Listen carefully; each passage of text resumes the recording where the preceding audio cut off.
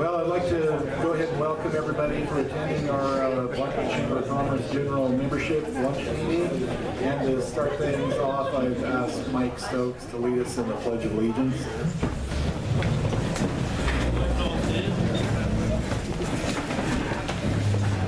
I pledge allegiance to the flag of the United States of America and to the republic for which it stands, one nation under God, indivisible, with liberty and justice for all. Thanks, Mike. Well, I do want to thank our lunch caterer and lunch sponsor today, Jim Village, Andrew Blazer. Thank you so much for being our sponsor today. Get things, yeah.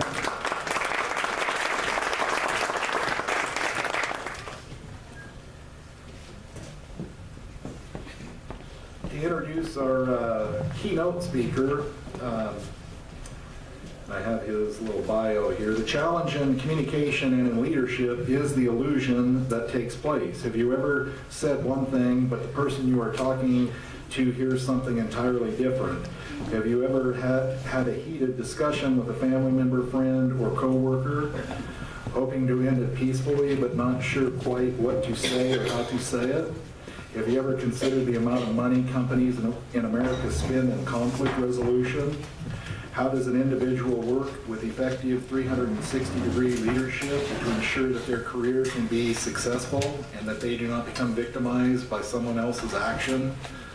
For over a decade, Trent has studied leadership and effective communication and has learned the real success in life comes from real success with people.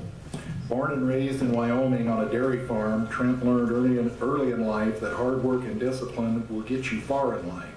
Now as a certified coach and trainer with both the John Maxwell Group and Personality Insights Institute, and a powerful speaker that companies seek to connect with, he teaches that hard work will only get you so far, and that your success journey in life is only complete once you learn to work well with other people. Trent's first book, What Were They Thinking, will be available for purchase on Amazon.com by April 5th. Today you're in for a fabulous experience. From Star Valley, Wyoming, please help me welcome Mr. Trent White.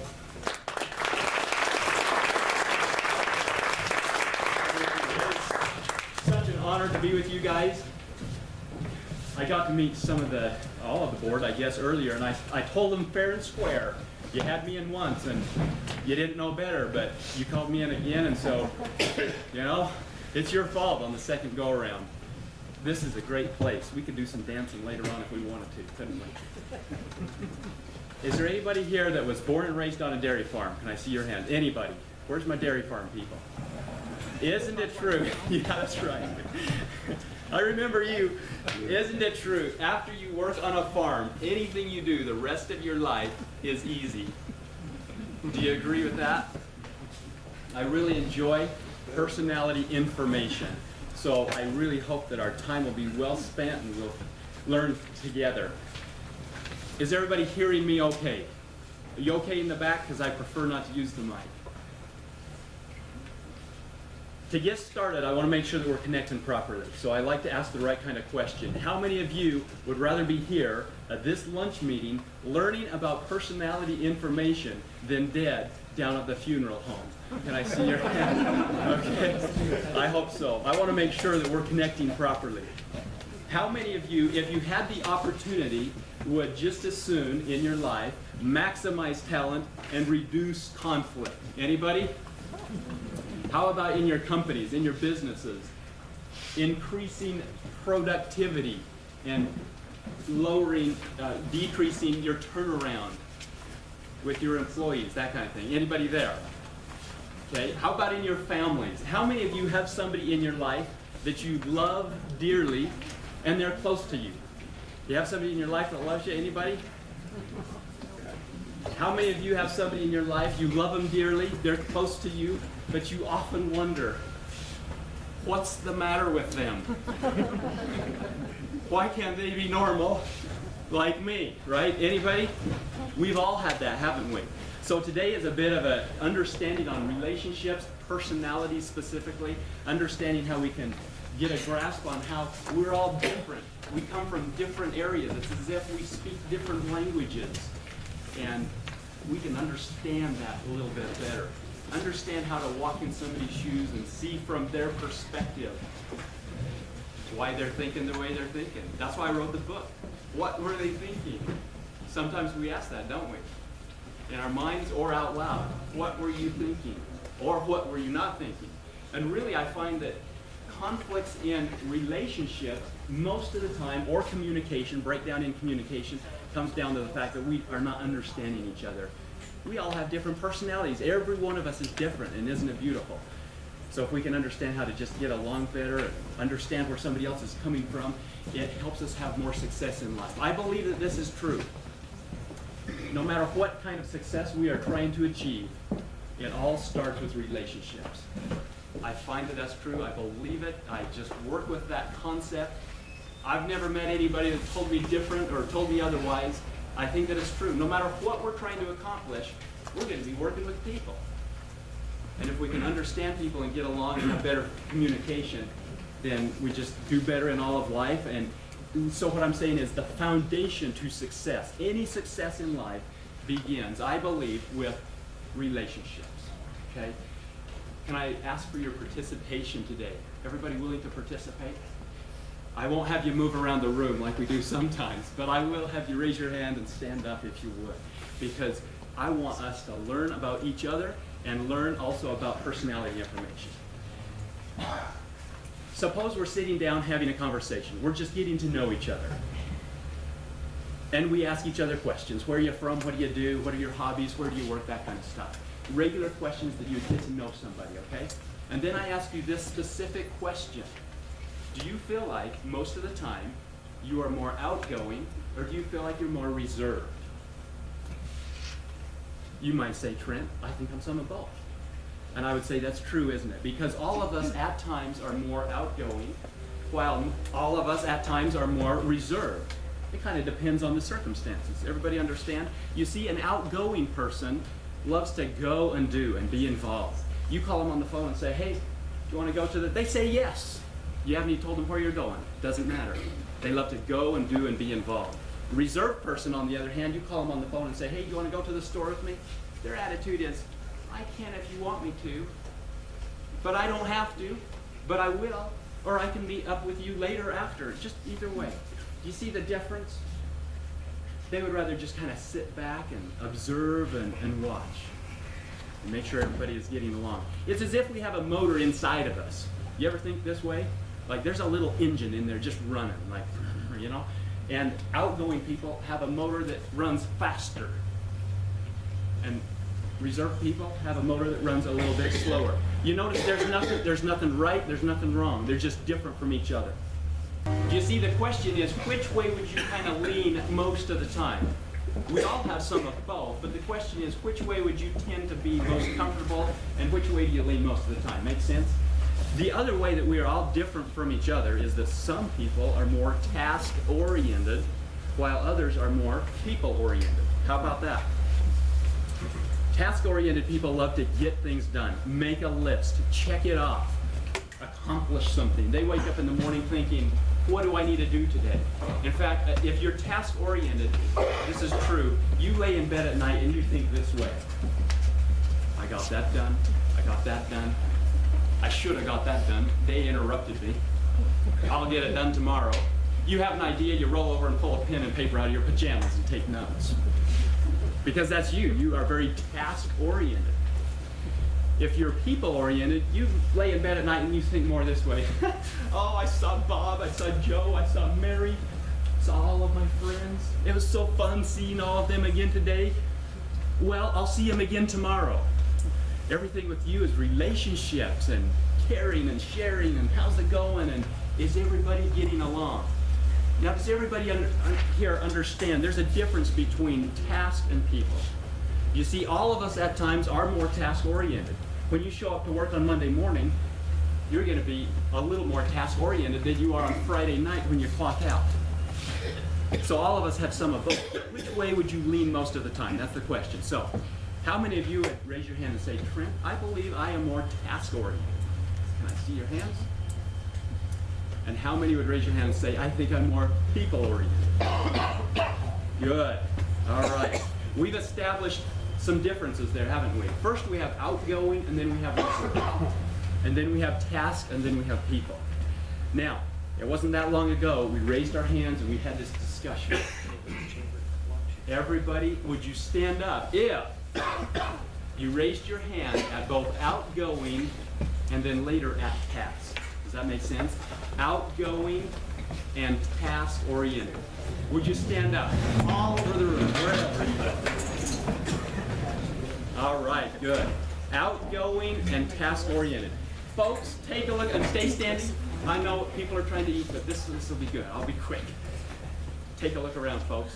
These are your drivers, the doers, the goers. This is what we refer to as the dominant style, the dominant personality. Everything they've been around their whole life, they wanted to own it, run it, be in charge of it, control it. They don't get fearful much in life. They create fear in other people. Are you with me? The happiest day of your mother's life is the day you left home. How many of you, whether you're standing or sitting, how many of you think that you have a son or daughter at home that you are attempting to raise, that you think is a dominant personality? Can I just see your hands? You got somebody? They're the hardest child on earth to raise. Here's why. They don't want you to raise them. Their attitude is, I'll raise myself. Very strong, high-achieving individuals. But if you don't understand that, you see, there can be a disconnect and some conflict. Anybody who has a dominant child at home that you just raised your hand a second ago, do you ever feel like there's some conflict or that they kind of don't respect you always? There's some of this kind of stuff. As a parent, anybody? They can be pretty strong personalities. But remember, they're high achievers. I was doing a session down in Logan, and afterwards, a gal came up. She said, Trent, I need to tell you a story. And I said, oh, listen. She said, I need to tell you, I have a daughter that's 22 years old, dominant, high achiever. And, I mean, she's like off the chart, okay? I said, tell me. She said, she graduated from high school. She got good grades, honors, all that kind of stuff. She went to college. She's now graduated college, has a degree. She has a job that's paying her more money. She makes more money than I do as her mother. That's what she said. All right, thank you. Give a hand to the dominant. All right. Good, thank you. Do you see high achiever? That's what they want. Run it, own it, be in charge of it. Now, there's a secret fuel that makes the dominant personality go. And just like your vehicle needs fuel to go down the road, the dominant trait needs a fuel. Isn't it true, everybody that stood just a moment ago, isn't it true that the thing that drives you and motivates you and encourages you and makes you feel alive more than anything else is, here it is, here's your secret fuel, getting results. Anybody that was just standing a minute ago, if you agree that getting results is important, give me a thumbs up, would you? Do you agree? Results? Everybody hear that? Getting results. What did we accomplish today? And that is their fuel. Why is it a fuel? Because they must have it, just like you and I need air. Do you agree with that? Results? Is that good? I know you guys watching. Just like you and I need air and water and food, they need results.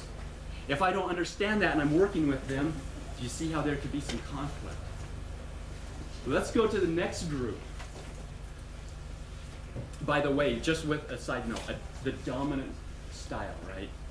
When I'm working with teenagers, I'll be telling them, because, hey, we're talking teenagers, we're talking dominant. Their attitude is, ain't nobody telling me what to do. Yes? Anybody relate? And I'm thinking, just wait till you go into the military. And you think nobody's going to tell you what to do? They'll tell you when you can go to the bathroom, you know? And that's their attitude.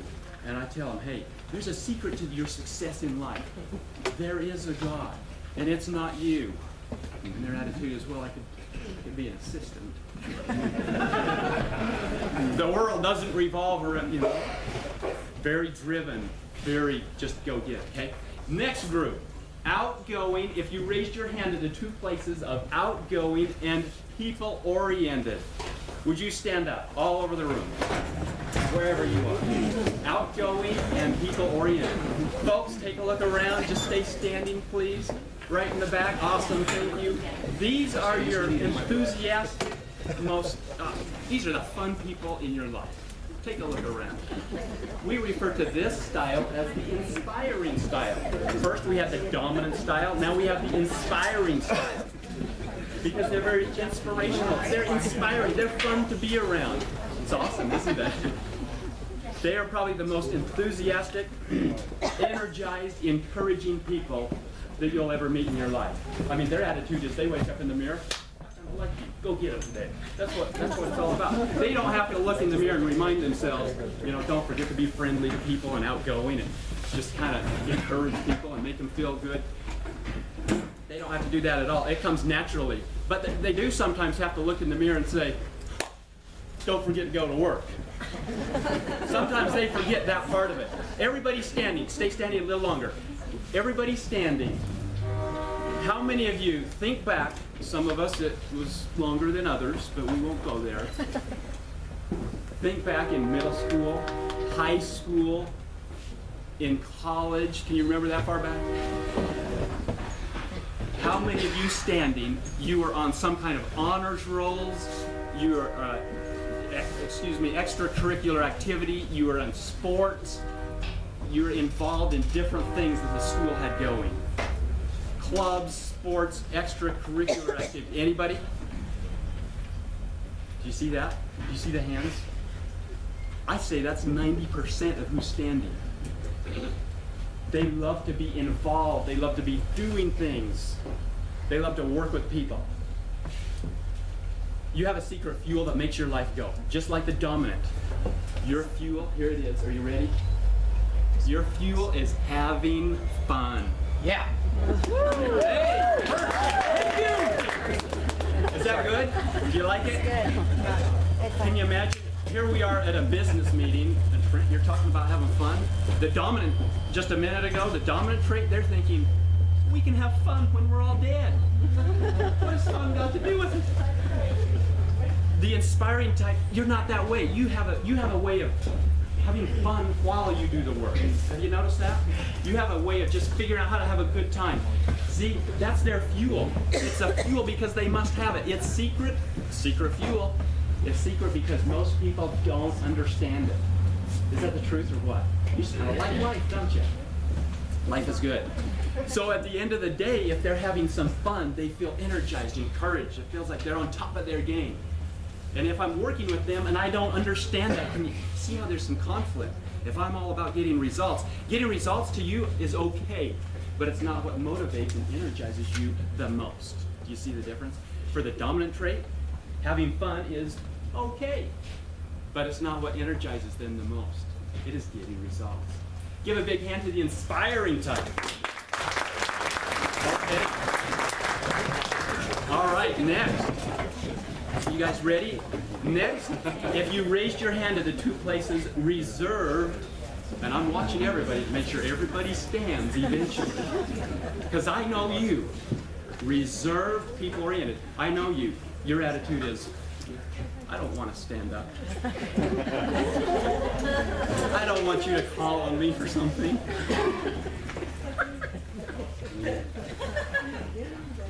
You might point out something, call on me. Reserved and people-oriented. Would you stand up? All over the room, wherever you are. Reserved and people-oriented. Folks, look around. This is the truth. I would never lie to you. These are the kindest, gentlest, sweetest, good-natured people you would ever want to meet in your life. Do you agree? I agree. They're just kind. Their hearts are, they just love people. If somebody needed help, they would help them. We can demonstrate this personality trait better than all of them. And I know you're thinking about sitting down, just hang like Everybody standing, would you sway with me, please? Sway with me over this way, back over this way. We are the champions. Oh, you come to see me sing. Reserved, people-oriented. Kind, gentle, And they have two secret fuels, actually, that make their life go, that energize them, make them feel alive, like they're on top of their game. That makes them fulfilled in life. Two fuels. Here it is, peace and harmony. Anybody standing? If peace and harmony is a big deal to you, would you give me a thumbs up? Peace and harmony. More important than results? More important than having fun? Is that not amazing? We didn't practice this earlier. How do we know this? Well, it's because we understand personality information. So if I'm working with a supportive trait, I know what's most important, peace and harmony. They want cooperation, teamwork, everybody getting along. If we could understand how much they hate conflict and rush, pushing us, move, let's go, that kind of stuff, it shuts them down. We would go way out of our way to just steer, just to make sure there's not a lot of conflict.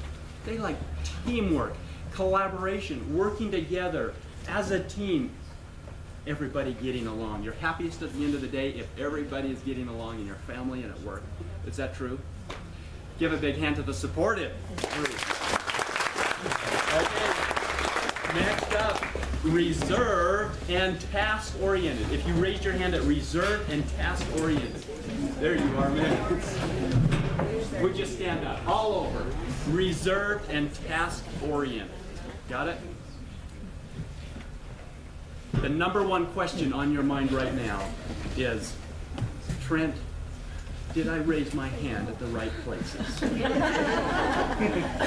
I need a reliability study. I need a validity study to make sure what you're telling us is really accurate. Everybody who is standing right now, how many of you back in middle school, high school, college, you were on honors rolls and that kind of credentials in your class? Anybody? Honors rolls? Folks, this is the truth. Look around. These are some of the smartest people that you'll ever meet in your life. I know, it's like people going, nah, that's not true. Hey, they research the facts. You just love facts, details, numbers, crunch, data. If I had charts and graphs, you'd love it. They take time to research, to learn, inquisitive mind. Hey, their attitude is, let's make sure it's correct. You know the inspiring type? Have fun. Their attitude is like, ready, fire, aim. That's not your attitude at all. It's ready, aim, aim, aim. Let's make sure we get this right before we pull the trigger. Their attitude is measure twice and cut once. And the inspiring is like, it's no fun. You're wasting all that time thinking I could have it cut 4 times, and they will cut it 4 times. You'll make less mistakes in life because you research. You just know all the facts before you make a move or make a change. As a matter of fact, you have 3 secret fuels that make your life go. Remember the fuel? You gotta have fuel in your car. 3 fuels, here it is. Value, quality, and being correct. Value, quality, being correct. Anybody standing? How many of you would agree that value, quality, and being correct is important to you? Can I get a thumbs up? Do you feel that way? Can you imagine going sofa shopping? How many sofa shops are in town? Because we're going to see every sofa shop in every town, in every store, before we make a decision. You don't buy the first one you see, do you? You want the right one. What is the price? What's the quality? Remember, value, quality, being correct. If you're in a debate of some kind, you're going to lose because they have researched the data. They know what they're talking about. They're some of the smartest people you'll ever meet. Give a big hand to the cautious.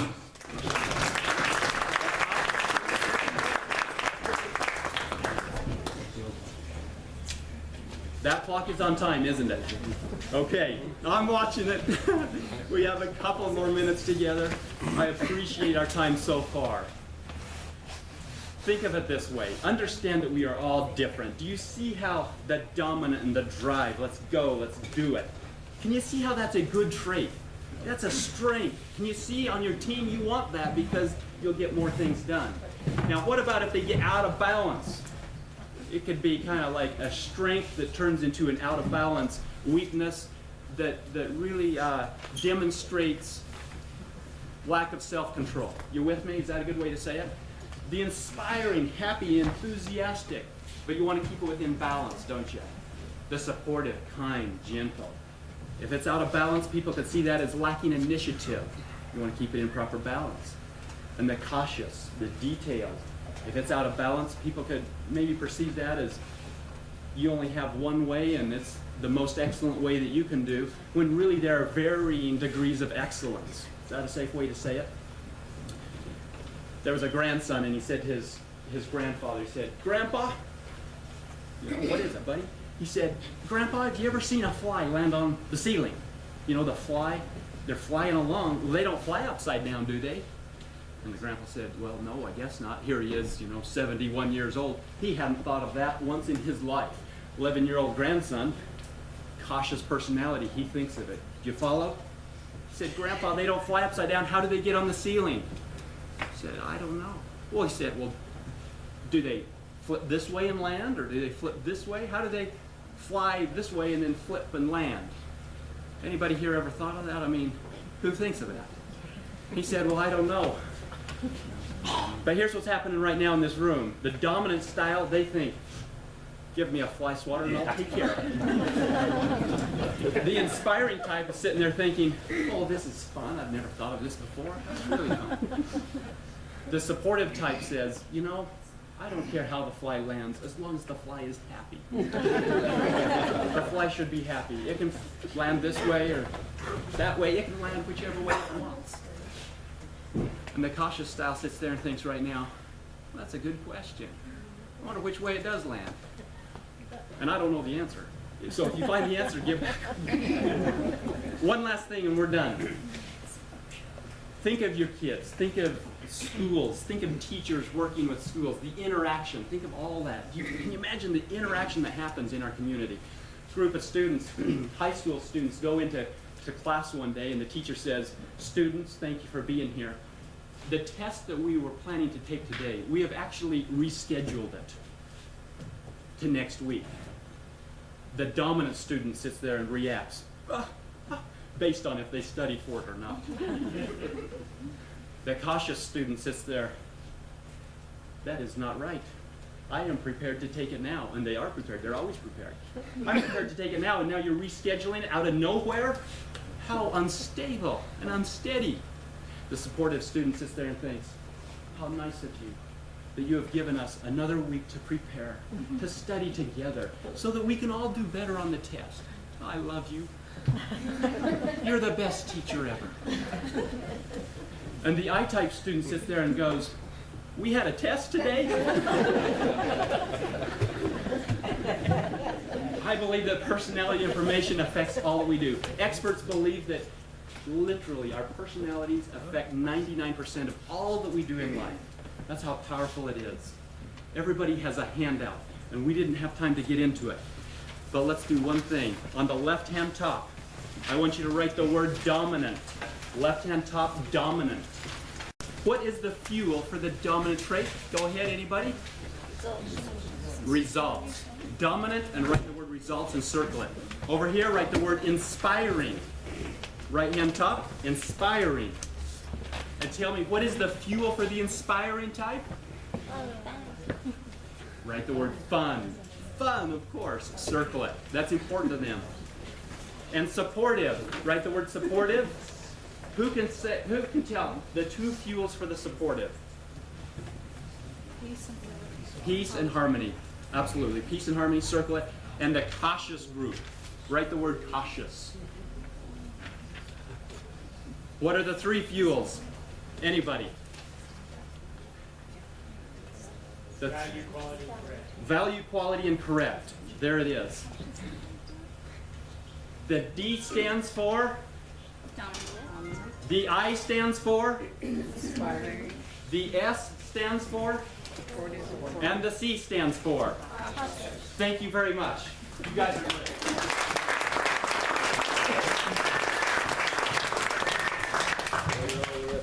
Thank you so much, Trent. Yeah, he came into our board retreat, and we just had an absolute blast with him. And so, again, thanks, Trent, for coming down and sharing this with us. You can give him another hand. That'd be great.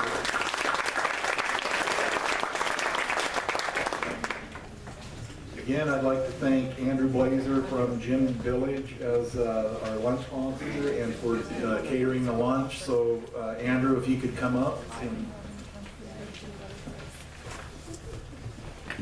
please welcome Andrew Blazer.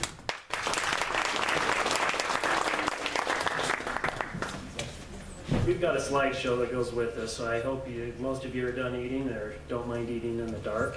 We're going to put, oh, fantastic. All right. Okay, so as Buzz said, I'm Andrew Blazer. I'm the administrator and owner of Gem Village Assisted Living. Let's see, I hope you all enjoyed your lunch. It was a Mediterranean-style lunch prepared by our fantastic chef, Michael.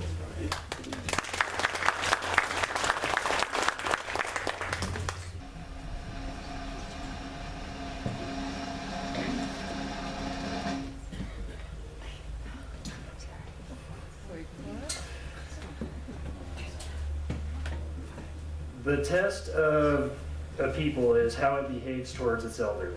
That's a quote by Abraham Joshua. And a little disclaimer here, she created the slideshow, so hopefully nothing too embarrassing comes through here. Okay, our history, we were founded in 2008 by Rena and myself. And we have grown almost every year since our inception. We started with Emerald House, and in 2012 we built Sapphire Summit, which we just recently dedicated as our memory care home. And then just this last November we opened up Diamond Ridge, our latest building. All of our buildings are almost completely full. Despite just opening our latest one only about 3 months ago.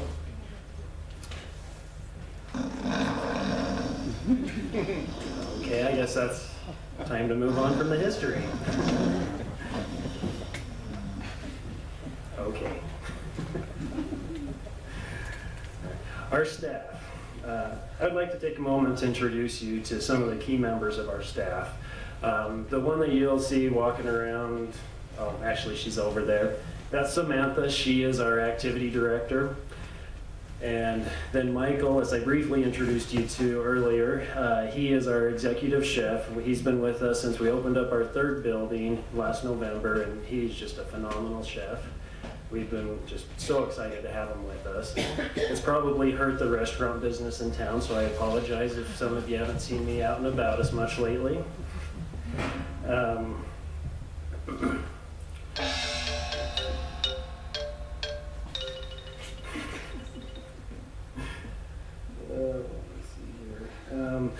And then last but certainly not least, Rena Blazer. She has a number of different positions. She's our assistant administrator, a founding partner, quality control specialist, mentor, and my mother. And without her, Gem Village wouldn't be where it is today. So what is assisted living? Most of you probably know, but some of you may not know. And so I'll just briefly summarize. Assisted living is a home for seniors that offer assistance with their care for those that may not be able to safely care for themselves at home any longer. Assisted living is a relatively new concept that's only been around just over 25 years, and it's the fastest growing care option for seniors because of the large range of services that can be provided. Assisted living facilities provide a senior housing solution for seniors who require some assistance. For many seniors, assisted living provides just the level of care they need to flourish and triumph in their new phase of life. After all, the golden years should be the most enjoyable, and assisted living has more options than ever before to make this a reality. Services we offer. Here's just some of our services: housekeeping and laundry, full-time registered nurse oversight, 15-passenger bus with wheelchair lift, 9-passenger limo, on-site salon services, assistance with medication, dedicated 24-hour staffing. Some more of our services are all utilities paid, including including cable television, emergency call system with pendants, private or semi-private rooms, full-time chef, 3 meals plus 3 snacks daily, full-time activity director, delicious home-cooked meals, and that's bacon cooking.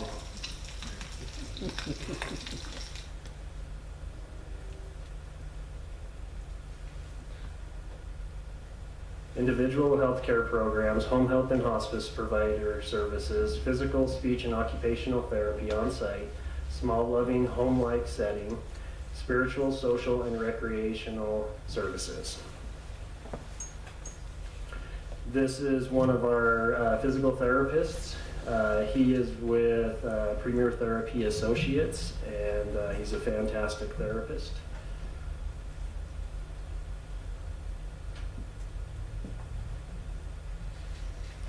A few of our activities: dancing, swimming, bingo, cooking, gardening, casino parties, massages, crafts, bear world.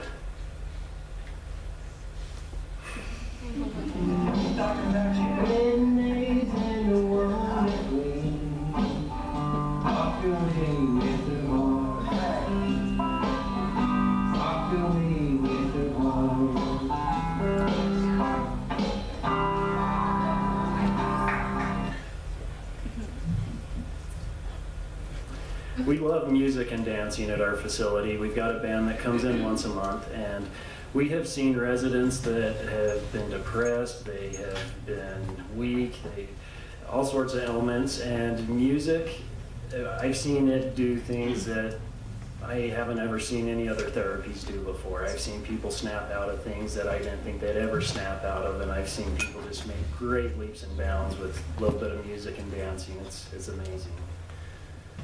Some more of our activities: nature walks, live music, karaoke, Wii Sports, church services, holiday parties, camping, and drives in the neighborhood.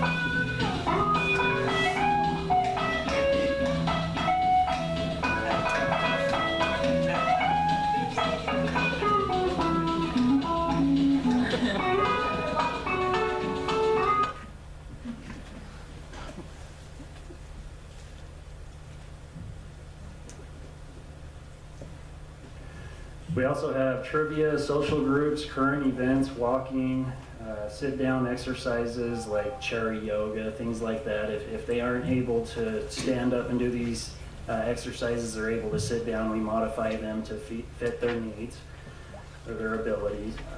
Animal therapy, movies, memory stimulation, and fishing.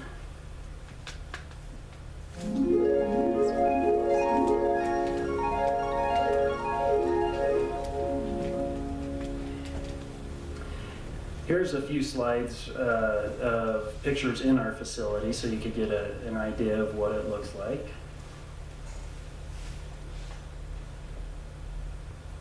This is our sitting area or conversation area.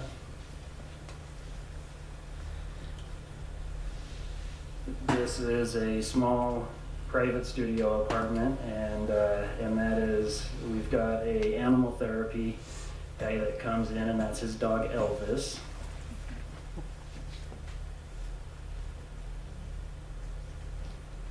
Here's our common areas or TV room.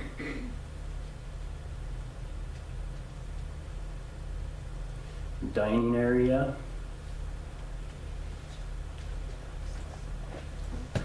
And what makes us different?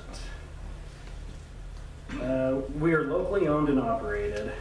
We have no corporate or shareholders to account to. So what that means to you is we do not have so much pressure on making money that we're unable to provide the cares necessary for our residents. Another benefit is that if you have your loved one with us and you ever have an issue or a concern, the highest up you'll ever have to come is directly to me. I give my cell number out to everybody moving in, and they how many corporations do you know that the residents are able to call the CEO on their cell anytime that they want? We have small family-like environment feel there. Our buildings are, we have 3 buildings, and they are only licensed for 14, 14, and 13, so that's the most that would ever be there. And so it really does feel like a family. When residents move in, it doesn't take them long to get to know all of the other residents, to get to know the caregivers, and to feel comfortable, and to call it their home. That's one of the best compliments we can get, is when people call it their home. And it wasn't long ago, one of the residents' daughters was telling me that her mother, that they were out driving around, and she had only been in our facility about 2 months, and she said, "I want to go home." And so she took her back to her home that she had been living in for the last 40 years, and she said, "No, not this home, I want to go to my home." And so she took her to our facility, and she says, "Yeah, this one." And things like that is just the best compliments that we can ever get. It's fantastic.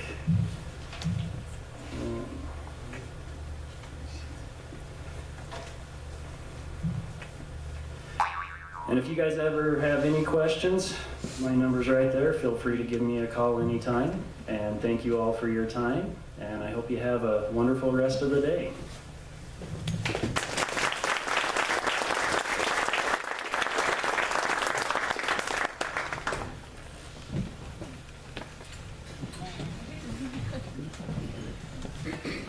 Thank you, Andrew.